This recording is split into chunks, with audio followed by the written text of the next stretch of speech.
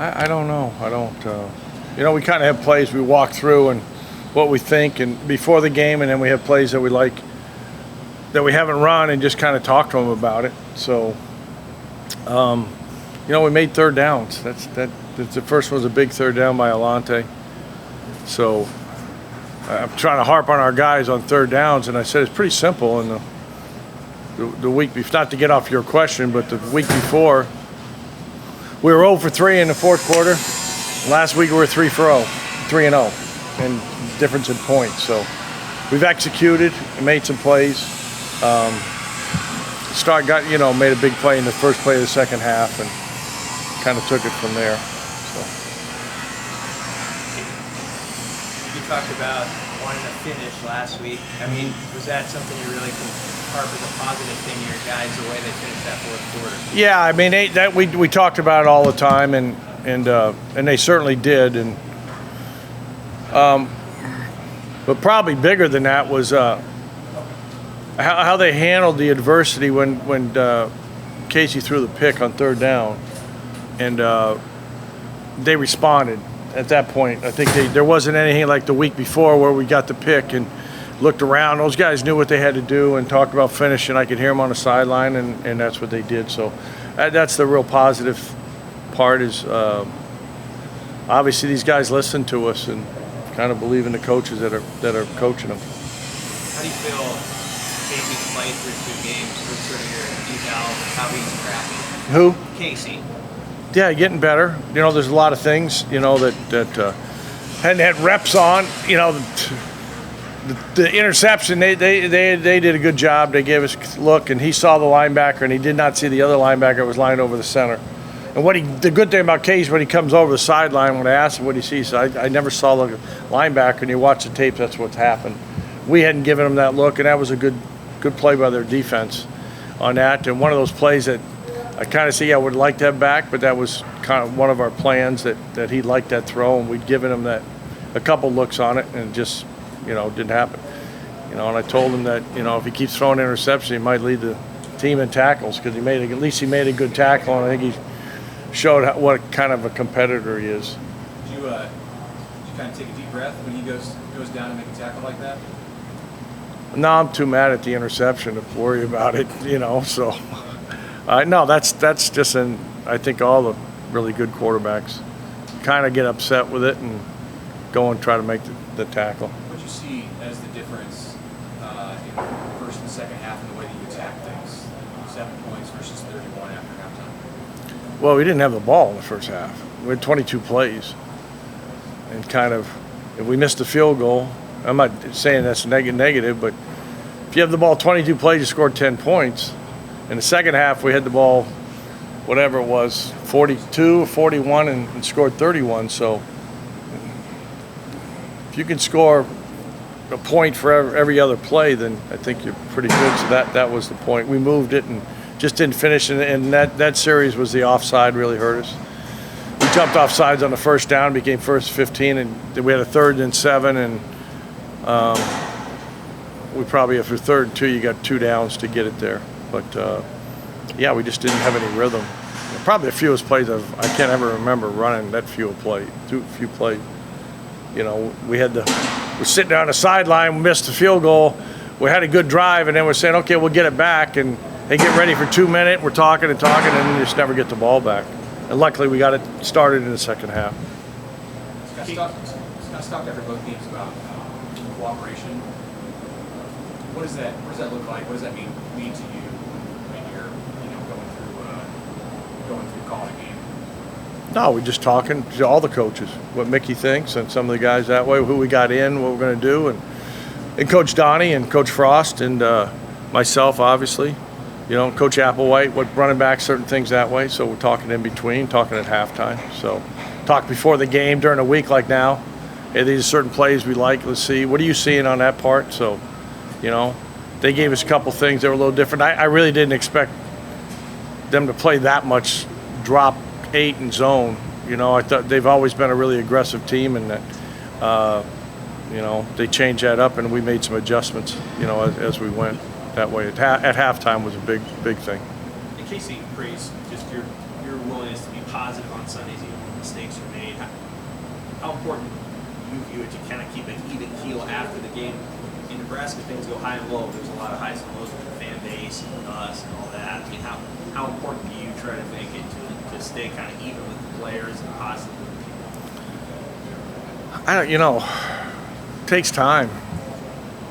It just takes time. This isn't a thing that you just roll out. And I kind of, I don't know, I was just thinking it. I think everybody that scored it, pretty much, that scored a touchdown wasn't here.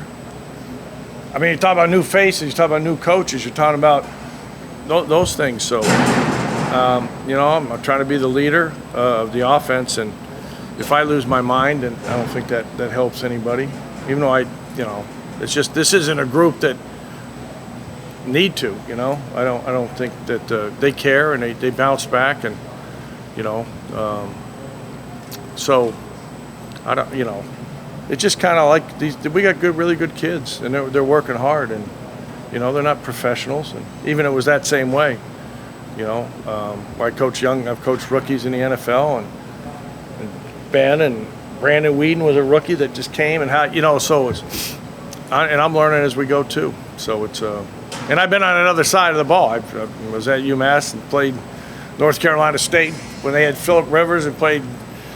You don't have to say much in those type of games. You're gonna get a great effort. So I respect those guys on the other side. So that's kind of what my other thing was. Hey, they got big hearts, and it's just part of the game. I think in this day and age, you just try to teach respect a little bit more to your opponent, and your teammates and everything else. And I think we took a big step this past week. Was there a get to know you moment in the first two games where like you were reminded, yeah, this is all still pretty new? Yeah, it's just, I said I've had a bunch of jobs. It's like that all the time. It's not like, it's probably lost every game. I took a new job. I know. I mean, the first game when I was a head coach when I was 30, whatever, 1988, I still remember. I think we scored 14 points on offense, and we had 2 pick sixes by the same guy. I said, geez, this is pretty easy. Won the game. I've never seen that happen again. So there's a lot. So just try to stay positive and collected, and keep teaching during the game, and that's the thing, all the little things. And we've had a little sessions more with a quarterback and receiver, and I think that's helped out a little bit. I probably was maybe a little off by not doing that earlier, where they're in the same room, so we're taking some time together on what they're seeing and what we're doing, so teaching football. And I think that's helped with Coach Mick and Coach Kaz and the quarterbacks and those guys. With an unbalanced offensive line, when you swap a tight end for a tackle, just what are the benefits of that to you? Why do you like doing that? Why do you like the prior spots? Not many people do it. And then it affects their blitz calls, and it makes them think. They got to have another plan for it. So, tackles usually block better than tight ends. So I've never been to a place, and we hopefully will get there. So it's just something we've done since 1988. Through 2 games, how do you think it's gone so far in those specific Good. sets? We've been all right. Yeah, we've been all right. Done some things, get better at it. Yeah. I know it's tricky with Georgia Southern, Clay and the new staff there. What are your early thoughts on what they might bring on defense and sort of your test this week? I don't know. I played Georgia Southern 4 times. Obviously when Paul Johnson was there, they played in the national championship and played them in the second round of the playoffs down there. They have better athletes than they look on tape, and that's what I told the players. It's the same kind of thing. This is a big game for them. They've played in a bunch of big games. We played them when they were in the Sun Belt. They got good athletes and guys that can run. So we told them they're going to be a little bit more twitchier, faster than you see on tape. And, they have a long standing, much like Nebraska. They have a long standing. They've won their 5 or 6 national championships and that way. And it wasn't that long ago. They were pretty good at, they were winning 10, 11 games going to bowls. So, as I said, I'm glad I'm 0-2 at Georgia Southern, so I'm glad we're here at Lincoln this week. So I'm hoping that will be an asset. Has Anthony Grant been kind of what you were seeing seen throughout camp, or has he even surprised you a little bit?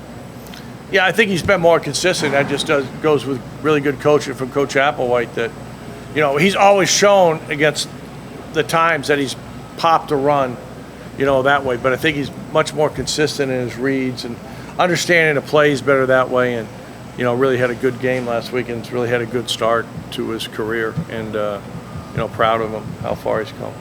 You've obviously got some talent behind him in that position. As he continues to progress and mature and get in, 23 carries last week, what do you do as a coordinator to kind of help get that talent on the field another way? Well, right now he's the best running back we have, and we just kind of felt AJ. I think he took a step. Gabe had a good week. Jaquez had a good week. So you're going to need those guys, and Ramirez back and forth. So it's good to have depth. So we'll see what's. You never know what's going to shake out. One carry and the guy can be out. So it's hard to go at this level with just one guy. So we try to even reps. Wouldn't probably like him to have any more carries than that, though. In the 2 games you've been here, can you sense that things are kind of high stakes at Nebraska? I mean, this has been your first experience being here. You've had a lot of different jobs, but can you sense the tension and the whatever that's outside the program or even inside? I don't know. I'm in here and I go home. I don't read anything. I don't go anywhere. It's like I don't have time. So it's not. I don't. No, I don't really see any different than the other jobs. It's like it's a good place on Saturdays, and so was Heinz Field, and so was McGurk, and so was place in the NFL. But I'm more concerned about the players than anything else. That's the biggest concern. That's the fun part, I think, at this level is the education piece. Of always about being a teacher, not just a football, but things in life and classes and people that way, and how to carry yourself. So this is a good place as any as I've been to teach those things.